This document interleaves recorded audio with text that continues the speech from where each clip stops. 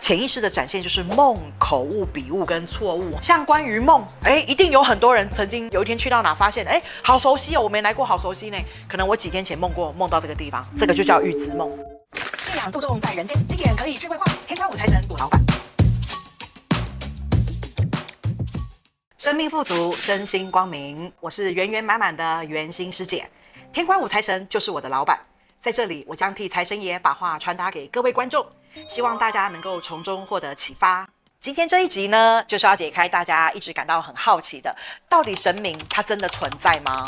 其实在神道教的信仰中啦，我们生活中常见的神其实都是真有其人，像财神爷是商朝武将赵公明啊，那像我们的关公是三国时代的人物嘛。其实几乎你去了解一下神道教里头的像慈父王爷啊、李府王爷啊，这些神尊们都是真的曾经来过世界上的。他可能过去从事了一些战功啊、战绩啊，或是对百姓很好啊，所以人们感念他之后参拜他。我也想让你们了解的就是说，神明它的存在其实是因为我们的信。你知道吗？当我们对神明的相信这股信的力量是可以集结在一起的耶。也因为我们相信，我们赋予给神明的一个相信的力量，其实神明在灵界的世界，它也会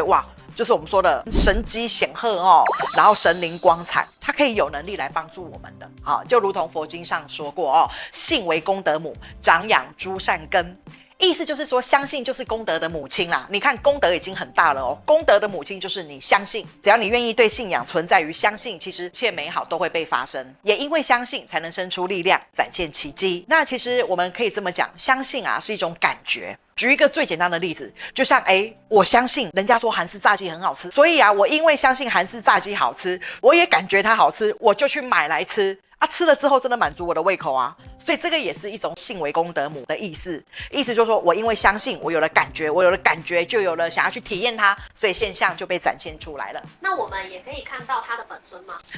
其实经过训练是可以的。怎么说我解释给大家听。我们用弗洛伊德的冰山理论来做说明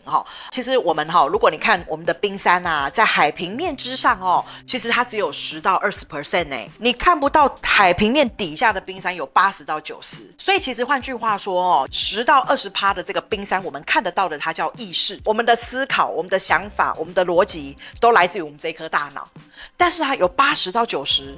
这个算是我们大脑底下的东西也就是说，这个感觉就像你的第六感、你的直觉，你不经过大脑思考的，从你心底涌上出来的东西，其实这个就是我们所说的潜意识。这个潜意识就好像佛法所说的这个神通力的状态。佛教的神通力有个状态就是天眼通，天眼通就是再远的世界你都看得到，或者是你可以看得到神佛，你甚至还可以看到外星的文明也甚至你会看到就是我们所说的鬼道众生。然后鬼道众生又有分有分为所谓的动物灵的世界，又有分为恶鬼，就是在地狱的一群受苦难没东西吃的鬼魂。也有可能你会进入到地狱去看到过去我们认为18层地狱的状态就是受苦受难的灵魂，也有漂浮在人间的灵魂。所以如果说我们去了解潜意识，去明白潜意识，它是可以被开通的建议各位可以去看看 Lucy 这个电影，它的主角就是被那个贩毒集团抓去运毒，把毒品塞在体内，就一连串的毒品发酵出来，然后他慢慢的一直逐渐开发一个好像不是人的状态，一直到他的人的状态是很大的样貌。我应该这么跟各位分享，曾经大概在早期为财神爷弘法的15年前，那个时候财神爷他有一个法门。这个法门叫做观出使。这个观出使的法门它就是把人旋转起来，然后你在旋转的过程里头，你可能会笑、会叫、会跳、会哭，你有各种情绪的展现，在我们设定的一个范围区块，你尽情的去展现你的这个样貌。这个呢叫观出使。在练这个观出使的法门，其实是神尊要帮我们做排毒啦，他希望我们把平常我们过多的情绪的一些垃圾抛空、抛出来，然后让我们借由这个旋转法门过后，我们回到我们生活可以平静。这是当初财神粉丝在感受到的一个都蛮有感觉的体验。那它很像中东的苏菲教派有个叫旋转舞，那个中东的苏菲教派也是人旋转起来之后它不会晕它就进入一种天人之中的平静。那我这边跟各位分享，曾经有一次财神爷也让我体验到什么叫做全能开发。那一次呢，我记得我刚好跟着财神粉丝，我们到宜兰三清道教总庙，我们在庙外我们也开始进行了这个观出使的法门。然后呢，刚开始我们在练功的时候，在旋转的时候，其实真的是天旋地转。我那时候转到我想吐，然后呢，可是我突然觉得，有一股热流往我头顶进入到我的体内，很奇妙。我瞬间从要吐变成不吐，我就觉得哇，太不可思议了，就很自然，我的身体就开始静坐下来。我就请示这一股能量我说请问您是谁啊？您是何方神圣啊？我今天怎么可以这么特别感受到您啊？然后他告诉我他是观世音菩萨。因为我一直也很想成为观音菩萨的样貌，所以我就好感动哇！我的偶像来找我呢，我的那个神佛偶像，我就开始哭。然后他就让我去看他的情怀，他从我出发，他让我看到眼前花草树木都是他关照他爱的。甚至呢，他爱着整栋庙宇的建筑物，爱到我们的山河大地，爱到山河大地底下的下水道那些肮脏不堪的生物们因为我觉得恶心啦其实他让我感觉说，连那个下水道的蟑螂或是蚯蚓或是蜈蚣他都爱啊。就是那个时候我觉得哇，他的爱好充满他的爱大到就是说哇，这个全球全世界地球整个都是他的，他呵护的，他爱的。后来呢，因为我一直去感觉他的爱的无限扩张，他离开之后我才明白原来这么大的一个情操情怀，它是一个圆满。因为呢，这么大的一个情操跟情怀，地球无法负载这个能量，所以它不需要再来了，它不用再来我们的人间，它直接就是我们说它是神灵的样貌来度众。过去在从事观出死这个活动，我们都是属于一群人集体进行，那后来陈尊把它改成就是个别，它会是属于一个我们灵魂状态的样貌的呈现。也就是说，这个法门是让我们去看到我们个人潜意识的样子。所以呢，这个无限被扩张的全能的样貌这是我这辈子只有这么一次的经验。我觉得跟 Lucy 最后告诉我们，他已经整个就是属于精神体那个样子很像。所以呢，我们如果真的要探究潜意识到底是什么，这个是可以训练的只要你愿意你知道我们内在的潜意识就如同是我们内在的算命仙，也像是我们内在的命理师，也是我们内在的神佛。只要你相信他，你愿意接触他，他就不断的回馈你好多东西但是呢，如果你不训练，有一天我们大家应该这都是我们的本领，我们的能力。好，您看看现在的生活我们其实饿死在街头的也变少，国民教育大家都来到高中，所以其实我们的教育水准跟物质文明都被提升，相对的我们的生活的一切也会被提升上来，地球也会扬升，大家都会跟着进步。所以有一天在这个进步的过程里头，在这个文明进展的过程里头，我们的潜意识，我们的大脑也许都会被开发。想知道更多财神爷的理念想法，还有我们怎么做会更好，记得按赞订阅开启小铃铛，让财神爷进入我们的生活中。潜意识开发有什么优缺点吗？当然优点多啊。怎么说呢？其实我们常会讲如何遇到一个更好的自己。潜意识因为它展现的能量有很多，如果整个展现就像佛法说的神通力，天眼天耳他心神足跟宿命通，再远我都看得到，再远的声音我都听得到，你在我面前你不用说话我就知道你的一切。好，我今天想去哪我就去哪。那再来还有一个所说你知道自己的过去现在与未来啦这个是潜意识在开发会有的样貌。那其实一般人我们会建议大众你在接触你的潜意识，你要正道正行。怎么说有的人进入到这个领域他会发疯因为看到太多了，他无法负载，他真的会情绪崩溃，会瓦解。有一种人会这样，但是这种人的状态多数都建立在一种所谓的贪嗔痴。如果按照财神爷他所教会我们的灵性觉醒，他要带我们去的潜意识是要有步骤的，因为这地方太大了，有可能你没有按照步骤走，你一进来会疯掉因为太大了，哇，无所不能的，原来我什么都能，什么都会，结果自己就狂妄，然后狂妄可能就引发了灾难或灾害或意外这样。所以进入到潜意识其实是要小心的，你要正念正行正为才能走进这个世界。所以如果能够把潜意识开通的话会是好的。就像我们做人做事不要不知不觉，我们多数人都会不知不觉，其实不知不觉真的我们就落入凡尘，凡尘到处是灰尘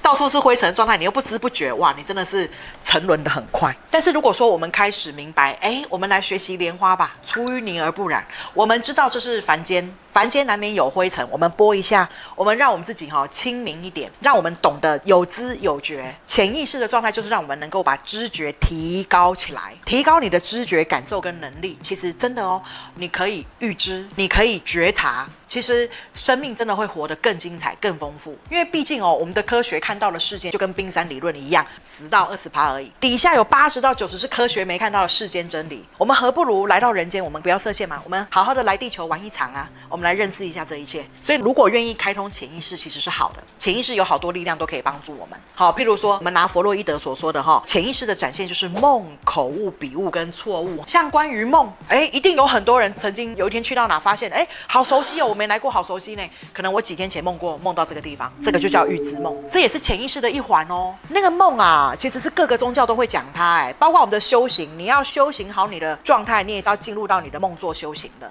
那我讲口误好了，口误就譬如说，我今天财神粉丝约好，我们下午2点要做咨询服务，结果我打电话给他的时候，我突然说，5点你要来哦。然后那个财神粉丝很生气跟我讲说，师姐，你怎么每次都大神经都忘了？我跟你约2点不是5点。我说对不起啦，我脑袋想2点，嘴巴讲5点，拍谁。可是那一天真的，他路上有出一些状况，来到我的财神的一个服务处的时候，真的是5点了。这个真的是口误呢，明明脑袋想的是2点可是嘴巴讲5点。再来还有一个是笔误，譬如我们现在都在用手机这边打字嘛，我就发现我自己每次要跟人家说谢谢，我会讲感恩，可是呢，我每次那个感恩打起来就变干字。后来我就提醒我自己，我的感恩有出自于我的真心吗？还真的每次那个干字出现的时候，我不是很真心要感谢他的。这个也是笔误的一环甚至是有的曾经就是财神有开过灵性觉醒的课程，我们有带大家一起去感受笔误。譬如说你写文章，你写一写，也许中间这个字错了，这个字错了，你要保留它怎么说？也许你这样子上下看，左右看，上下跟这个错字，然后你可以写个句子下来，左右跟这个错字写个句子下来，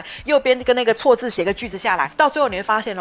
你所写的句子在预言你所写的这件事情的过去、现在与未来。那我们刚刚所说的错误错误就像我们常说的，明知不可为而为，叫你不要乱丢垃圾，你现在出去把垃圾往地上丢，也许你没有发现到你内在有很多的情绪不满。所以其实我们多数人都不会对我们这些无意识行为去了解它。如果我们去了解我们的无意识行为，你就明白，你就进入潜意识咯，他丢好多讯息给你那我有可能预知到下一期的大乐透开奖号码搞不好呢。但是通常如果在这个念头浮现之前，你带着贪嗔痴那可能没有。搞不好你是说要替财神爷盖个庙，有可能他会赐给你。没有啦，笑啦，财神爷没有要盖庙啦。我们财神爷觉得台湾3步一小庙，5步一大庙，庙很多了，我们要帮各位盖的是新庙，心里的这座庙。那或者说，我可不可以感受到喜欢的人喜不喜欢我？那绝对可以，那叫他心通，因为那是爱。有时候贪嗔痴里头那个财的部分比较界定是贪欲，那个可能潜意识会不容易进入到可以开发这些东西啦。但通常爱，我的过去的学员都能够从中获益呢，这是真的。因为其实爱是纯净美好的，所以往往如果我想要了解对方对我们的感受，其实是可以的由爱出发，反而比较能够看到潜意识给你的回应。刚刚师姐有说，做梦也是一种潜意识的那个表现。是。也有人说，比如说做梦跟现实会是相反，这样是对的吗？好，太好了，来，我跟各位解读一下，我们财神爷非常丰富的解梦的技巧其实梦是这样的，当然您刚刚所说的梦跟现实生活是相反，的确是有这样的说法。但是我跟各位做一个简单的说明，在财神爷在解读梦境只有2个状态，梦要告诉我们就是2件事情。第一件事情就是要预知，预知可能就是说现实生活浮现这些事情，原来我几天前做梦梦过，这第一个叫预知。那第二个叫发泄。什么叫发泄？发泄就是说我们日常生活中有太多的喜怒哀乐、悲欢离合、爱恨情仇，我们都把它压在潜意识，不让它出来。就像譬如说，今天我结婚了，但是我看到那个小鲜肉，我好喜欢我总不可能这样跑过去亲他抱他吧，对不对？这不行，所以我把它压在我的潜意识。那可能我做梦我就梦到我在抱着这个小鲜肉亲着他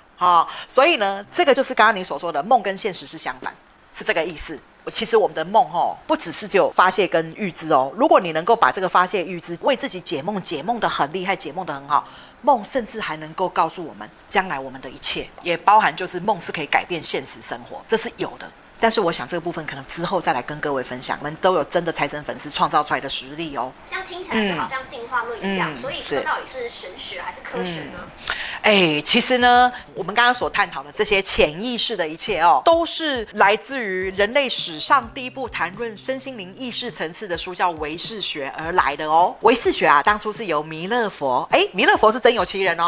当初由弥勒佛率领他2位弟子，就是无着以及世亲我们佛教徒称为菩萨啦他们共同创造出来的。它也是心理学的开端那我们在说的，其实它也是哲学怎么说？像你看孔孟、老子、庄子学说，过去古人有思想有见解的，他把它书写下来，经过后世人们的认同，它就成为哲学那再来你说它是玄学吗？对也很奇妙我们毕竟还没有办法完全都了解灵界是什么个状态，所以也可以是玄学。所以我们现在所谈的宗教已经不再是怪力乱神咯，都是有理论可以佐证的呢。祝福各位，拜拜。看完这集影片，如果你也想对灵性觉醒有更进一步的认识，欢迎底下留言想了解，帮助我们未来推出相关内容哟。王母娘娘在找你当乩身啊，然后我说我不要啦，我还那么年轻，为什么我要当乩身？我们家也没有人当乩身，我觉得当乩身要成家立业了才可以。后来师父就说你这个笨弟子，王母娘娘查到你们家家道中落了，你还不出来做事？